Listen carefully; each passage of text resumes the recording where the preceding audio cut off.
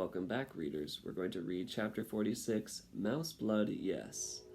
We've seen that Despereaux had a confrontation with the cook that ended with him telling her her soup, her illegal soup, was perfect, and her helping him out of the door after saying thank you for tasting it. Chapter 46, Mouse Blood, Yes.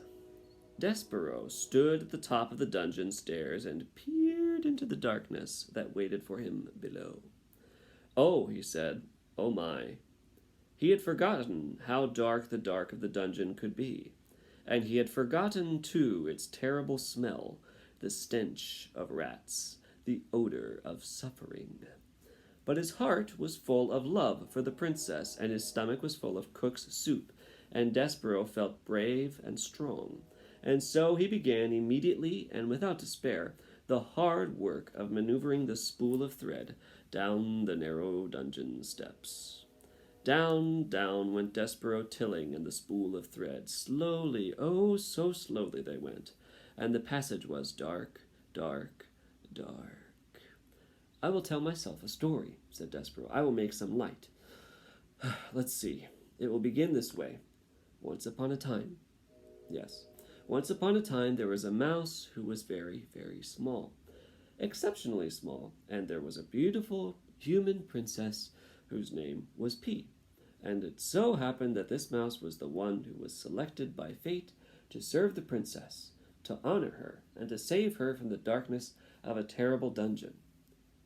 This story cheered up Despereaux considerably. His eyes became accustomed to the gloom, and he moved down the stairs more quickly, more surely, whispering to himself the tale of a devious rat and a fat serving girl, and a beautiful princess, and a brave mouse, and some soup, and a spool of red thread. It was a story, in fact, very similar to the one you are reading right now, and the telling of it gave Despereaux strength. He pushed the spool of thread with a great deal of gusto, and the thread, eager perhaps to begin its honorable task of aiding in the saving of a princess, leapt forward and away from the mouse and went down the dungeon stairs ahead of him, without him. No, cried Despereaux, no, no, no! He broke into a trot, chasing the thread through the darkness. But the spool had a head start, and it was faster. It flew down the dungeon stairs, leaving Despereaux far behind. When it came to the end of the stairs, it rolled and rolled until finally, lazily, it came to a stop right at the gnarled paw of a rat. What have we here? Said the one-eared rat to the spool of thread.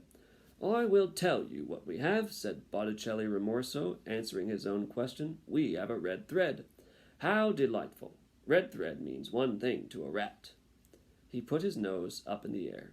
He sniffed. He sniffed again. I smell. Could it be? Yes, it most definitely is. Soup. How strange. He sniffed some more. And I smelled tears.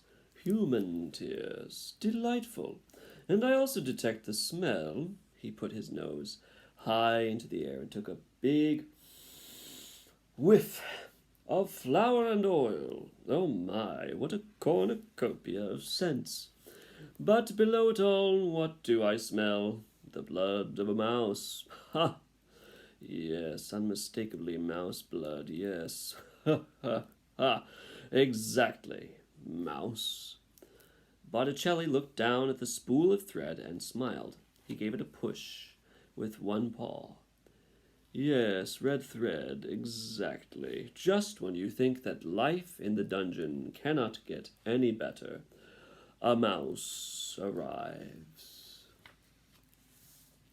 Chapter 47 is titled No Choice, and we'll read it in our next Read Aloud.